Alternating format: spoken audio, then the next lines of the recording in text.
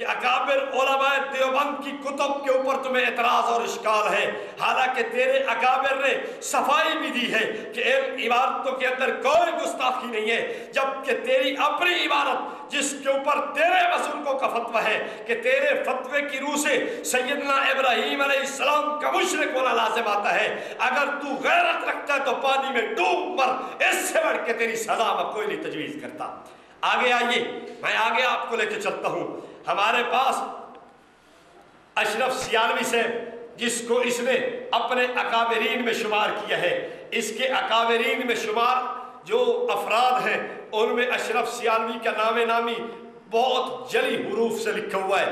اس اشرف سیالوی نے اپنی تحقیقات نامی کتاب صفحہ 304 پر لکھا ہے، حضور داتا گنج بخش، حضور داتا گنج بخش، حضور داتا گنج بخش علی حجویری رضی اللہ تعالیٰ عنہ، جب کو تجھے پتہ ہونا چاہیے تھا سیالوی سے کہ تیرے اکابرین اس بات کو صحیح نہیں سمجھتے، یہ میرے پاس موجود ہے سیرت امیر ملت، اس میں پیر جماعت علی شاہ صاحب کا ایک ملفوظ درج کیا گیا ہے۔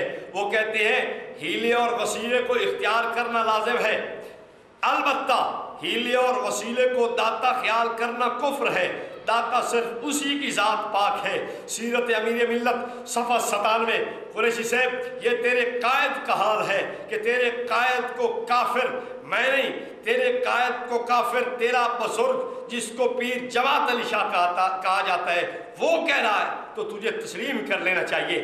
قریشی بھی تسلیم کرے، قریشی کی پارٹی بھی تسلیم کرے، بلکہ میں کہتا ہوں سیالوی سے جس کا تو دفاع مناظرہ جنگ میں کرتا رہے، اس پیر جماعت علی شاہ کے نام پہ ٹکڑے کھانے والوں، آؤ اسی پیر جماعت علی شاہ نے سیالوی صاحب تجھے مشرک کہہ دیا ہے، اور بریلویوں سے میں کہوں گا تم سارے ہی کہتے ہو داتا گنج بخش، سارے زبان سے یہ لفظ استعمال کرتے ہو داتا گنج بخش، داتا کی نگری، تم سب عوام و خواص کی زبان پہ یہ لفظ ہے، تو پیر جماعت علی شاہ کے فتویٰ سے تمام بریلویت کفر کے گھاٹ اترتی نظر آتی ہے۔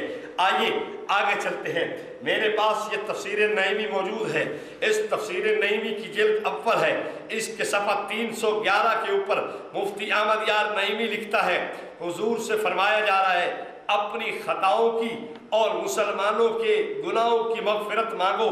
آگے آئیے، میرے پاس نقی علی خان کی کتاب بھی ہے جس کا نام الکلام الاوضح ہے، اس نے اس کتاب کے صفحہ نمبر 62 کے اوپر لکھا ہے، معاف کرے اللہ تیرے اگلے اور پچھلے گناہ۔ میرے پاس غلام دستگیر قصوری کی تقدیس الوکیل بھی موجود ہے، اس تقدیس الوکیل کے صفحہ 218 کے اوپر غلام دستگیر قصوری کہتا ہے تاکہ بخش دے تیری اگلی پچھلی تقصیریں۔ آئیے رضا خانیوں، میرا آپ سے سوال ہے، غلام دستگیر قصوری رحمت کائنات صلی اللہ علیہ وسلم کے لیے تقصیر کا لفظ استعمال کرے، یعنی قصور کا لفظ استعمال کرے، نقی علی خان رحمت دو عالم صلی اللہ علیہ وسلم کے لیے گناہ کا لفظ استعمال کرتا ہے، مفتی احمد یار نعیمی رحمت دو عالم صلی اللہ علیہ وسلم کے لیے خطا کا لفظ استعمال کرتا ہے، جبکہ تیرے بزرگوں کی کتاب جس کو نجوم شہابیہ کہتے ہیں، اس نجوم شہابیہ پہ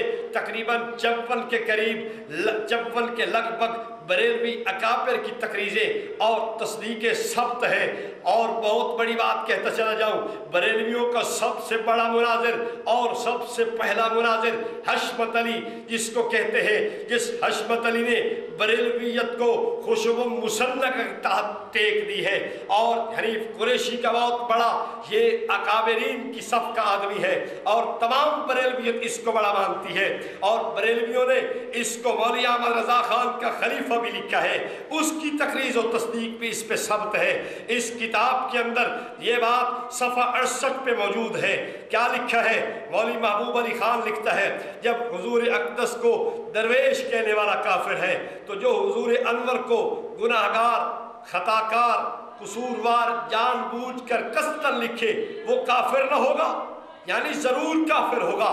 نقی علی خان بھی ان 55 علماء کے فتاوی سے کافر، نقی علی خان کے بعد مفتی احمد یار نعیمی بھی ان 55 بریلوی علماء کے فتاوی سے کافر، غلام دستگیر قصوری بھی ان 55 بریلوی علماء کے فتاوی سے کافر ٹھہرا۔ میں بریلویوں سے کہوں گا علماء دیوبند کے خلاف اپنی زبان کو استعمال کرنا چھوڑ دو، اپنے اکابر کی فکر کرو کہ یہ جنت کے راستے پہ تھے، یہ جہنم کے راستے پہ تھے۔ آگے آئیے، یہ میرے پاس موجود ہے مولوی احمد رضا خان کی کتاب جس کا نام ہے ہدایت کے بخشش حصہ سوم، اور اس کو معتبر تسلیم کیا ہے۔ فیصلہ مقدسہ کے اندر بھی بریلویوں نے اس کو اپنا تسلیم کیا ہے، اور تفسیر ابن عباس کے شروع کے اندر جو عزیز احمد بدایونی نے ایک مقدمے کی صورت میں تھوڑا سا چند صفحات لکھے ہیں، اس میں بھی تسلیم کیا ہے کہ یہ مولوی احمد رضا خان کا تیسرا حصہ ہے، اور ڈاکٹر مسعود نے بھی اپنی کتب کے اندر یہ حصہ مولوی احمد رضا خان کا تسلیم کیا ہے۔ آؤ دیکھو اس کے صفحہ 41 کے اوپر یہ بات موجود ہے۔ مولوی احمد رضا خان کیا لکھتا ہے؟ مکر حق تھا بڑا محب رسول، مکر حق تھا بڑا محب رسول، یعنی خدا کا مکر بڑا تھا۔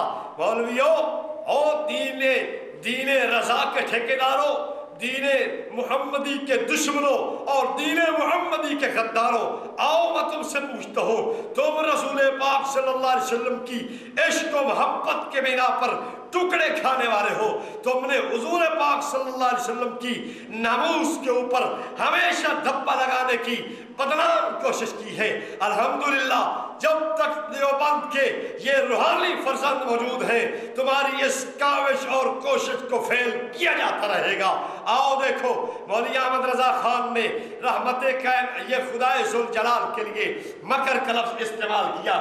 میرے ہاتھ کے اندر یہ بھی موجود ہے ابو الحسنات قادری کی تفسیر الحسنات جلد 1 اس کے صفحہ 150 پہ ابو الحسنات قادری لکھتا ہے، اللہ کا ٹھٹھا کرنا یہ ہے، اور رضا خانیوں یہ بھی سمجھ لو اس تفسیر الحسنات پر احمد سعید کاظمی کی تصدیق اور تصویب اور اس کی جناب تائید ثبت ہے، اور اس نے کہا ہے حقیقی معنی کے اندر یہ تفسیر ہے بہت بڑی۔ اور آگے چلیے اس نے کیا لکھا ہے، اس کے جلد 1 صفحہ 150 پہ لکھا ہے، اللہ کا ٹھٹھا کرنا یہ ہے، اللہ کا ٹھٹھا کرنا یہ ہے۔ آگے آؤ، مفتی محمد حسین نعیمی، ڈاکٹر سرفراز نعیمی، جنہوں نے اس آسان ترجمہ قرآن کی تصدیق و تائید کی ہے، تصویب کی ہے، نظر ثانی کی ہے۔ اس آسان ترجمہ قرآن کے صفحہ 7 پہ لکھا ہوا ہے، اللہ ان سے مذاق کرتا ہے، اللہ ان سے مذاق کرتا ہے۔ آگے آئیے مفتی مظہر اللہ شاہ کو دیکھیے، اس نے اس مظہر القرآن سورہ توبہ کے اندر صفحہ اس کا بنتا ہے جلد 1 صفحہ 563، یہ کیا لکھتا ہے؟ لکھتا ہے اللہ بھی ان کو بھول گیا۔ اب آپ آئیے رضا خانیوں دیکھو، مولوی احمد رضا خان نے خدائے ذوالجلال کے لیے مکر کا لفظ استعمال کیا، ابو الحسنات قادری اور احمد سعید کاظمی نے خدائے ذوالجلال کے لیے ٹھٹھا کا لفظ استعمال کیا، مفتی محمد حسین نعیمی اور ڈاکٹر سرفراز نعیمی نے خدائے ذوالجلال کے لیے مذاق کا لفظ استعمال کیا، مفتی مظہر اللہ شاہ نے خدائے ذوالجلال کے لیے بھولنے کا لفظ استعمال کیا۔ آؤ تمہیں پتہ ہونا چاہیے، یہ محبوب علی خان قادری جس کے ساتھ تمہارے اکابرین نے اس کتاب کو اپنے ہاں مقبول جو ہے نا منظور مانا ہے، اور اس پہ 54 کے لگ بھگ بریلوی زعماء نے تقریزیں لکھی ہیں۔ یہ محبوب علی خان قادری لکھتا ہے، اگر اللہ تعالیٰ کو کسی ایسی صفت کے ساتھ متصف کیا جو اس کے لائق نہیں، جیسے مکر، توجہ، جیسے مکر مولوی احمد رضا خان کے سر فتویٰ لگ گیا، فریب، دھوکہ بازی، ہنسی، ٹھٹھا، ابو الحسنات قادری اور احمد سعید کاظمی پہ فتویٰ لگ گیا، چال بازی، داؤ چلنا، بھولنا، جھوٹ بولنا، ظلم کرنا وغیرہ وغیرہ، یا اس کے کسی نام سے ٹھٹھا کیا، یا اس کے کسی حکم سے ہنسی کی، یا اس کے وعدہ کا انکار کیا، یہ وعید کا تو کافر ہو جائے گا۔ اب آپ دیکھیے اس میں جناب بھولنے کے اوپر بھی یہ لفظ جو خدائے ذوالجلال کے لیے استعمال کرے، فتویٰ کفر دیا گیا ہے۔ 55 بریلوی علماء مولوی احمد رضا خان کو کافر کہہ رہے ہیں۔ رضا خانیوں اگر تمہاری ماؤں نے کوئی ایسا آدمی جنا ہے جو آ کر احمد رضا خان کے کفر کو دور کر سکے، آؤ میدان میں پیش کرو اور مولوی احمد رضا خان کو مسلمان ثابت کرے۔ میں 1 کی بات نہیں کرتا، 2 کی نہیں کرتا، 3 کی نہیں کرتا، 4 کی نہیں کرتا، سعید اسد سے لے کر میں حنیف قریشی تک، اور حنیف قریشی سے لے کر مولوی احمد رضا خان تک तमाम बरेलवियों को दावत फिक्र देता हूँ, उलमाए देवबंद के ऊपर कुफ्र के फतवे लगाने वालों, उलमाए देवबंद की करामत देखो। तुम सब के सब कुफ्र के घाट में कैसे फंसे हो। इन 55, 2, 4, 5, 10 की बात नहीं, अरले वरले की बात नहीं है, और चवल चुबल आदमियों की बात नहीं है। मैं तुम्हारे अकाबरीन की बात करता हूँ।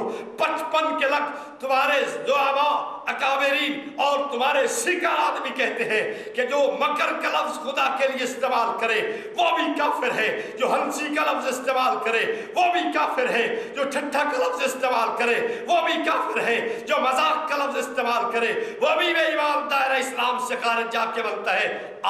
अगर किसी के अंदर जुर्रत है आके मौलवी अहमद रजा खान को कुफ्र के फंदे से छुड़ा के बाहर डाल दे। लेकिन मैं समझता हूँ बरेलवियों, तुम्हारे अंदर जान नहीं है, तुमने सिर्फ उलमाए देवबंद को भौंकना सीखा है, तुमने अपने अकाबिर की जान छुड़ाना नहीं सीखी। आइए आगे चलते हैं। ये मेरे हाथ के अंदर मुफ्ती अहमद यार नईमी की किताब है, ये पहला एडिशन है। ये तफसीर नूरुल इरफान का इदारा कुतुब इस्लामिया ने जो शाया किया है, इसके अंदर मुफ्ती अहमद यार नईमी ने आखिर के अंदर एक फहरिस्त दी है आयात की। उसके सफ़र 991 के ऊपर मुफ्ती साहब ने उन्वान माना है, महबूबा ने खुदा दूर से सुनते देखते और मदद करते हैं। और उसके नीचे आयत कट्ठी की है। एक आयत ये भी लिखी है, इन्नहु यराकुम हुवा व कबीलुहु, सूरह आराफ की आयत नंबर 243 है। मैं आपसे पूछता हूँ कि ये जो 243 नंबर आयत है, ये कुरान मुकद्दस के अंदर जो सूरह आराफ की 243 नंबर आयत है, ये शैतान और उसकी ज़ुर्रियत के मुतल्लिक है। अब आओ, मुफ्ती अहमद यार नईमी ने देखो, ये जो आयत शैतान के मुतल्लिक थी, इसको महबूबा ने खुदा पे फिट किया है, इसको अंबिया और सुलहा के लिए तस्लीम किया है। जबकि इसी तफसीर नूरुल इरफान में ये हवाला सिर्फ इसी के अंदर मिलेगा। इस तफसीर नूरुल इरफान के अंदर मुफ्ती अहमद यार नईमी ने ये बात बड़े धड़धल्ले के साथ लिखी है। 688 सफ़ा के ऊपर क्या लिखते हैं? बुखारी में है कि कादियानियों का बदतरीन कुफ्र ये है, बदतरीन कुफ्र ये है कि वो कुफार की आयतें मुसलमानों पे लगाते हैं। सुनियो मुसलमानों, अहले इल्म हजरात को मैं दावत फिक्र दूंगा कि ये रजा खानियत जो हमारे अकाबिर को कल तक काफिर और गुस्ताख कहने वाली थी, आओ आज इनसे पूछो तुम्हारा वो कुफ्र और गुस्ताखी का फतवा क्या घर में इस्तेमाल क्यों होना शुरू हो गया? तुमने ये जो लिखा है कि आयत काफिरों की ये मुसलमानों पे फिट करना, आयत काफिरों की अंबिया और सुलहा पे फिट करना, ये बेहतरीन कुफ्र है। तो क्या मुफ्ती अहमद यार नईमी ने ये जो शैतान वाली आयत महबूबा ने खुदा अंबिया औलिया पे फिट की है, तो ये काफिर क्यों नहीं है? एक बात ये भी कहता चला जाऊं, मुफ्ती अहमद यार नईमी की बदतरीन खबासत देखो। कुरान की तफसीर में तहरीफ का नमूना मुलाजा फरमाओ। कहता है बुखारी में मौजूद है, कादियानियों का बदतरीन कुफ्र है। हालांकि दुनिया जानती है कादियानियत कल की पैदावार है। बुखारी को लिखे हुए सैकड़ों साल बीत चुके हैं। ये कायनात के अंदर बदतरीन झूठ इससे बड़ा और क्या होगा कि वो उस वक्त कादियानियत को मानता है जब कादियानियत मौजूद नहीं थी। ये हाल है इनके मुफ्ती का। मैं कहता हूँ रजा खानियों, इसको मुफ्ती मत कहो। हाँ, मुफ्त से मुफ्ती कहना है जरूर कहो।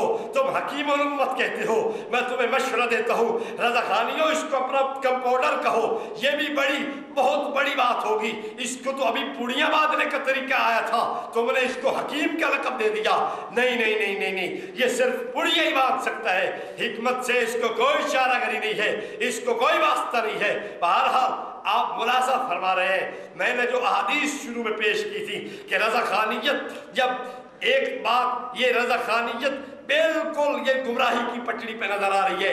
क्यों? सरकार ने इरशाद फरमाया था जो कौम हिदायत की पटड़ी से उतरकर गुमराही के रास्ते पे आती है, खुदा लड़ाई झगड़े में मुब्तला कर देता है। अब आइए, ये मेरे पास किताब मौजूद है, तफसीर नूरुल इरफान।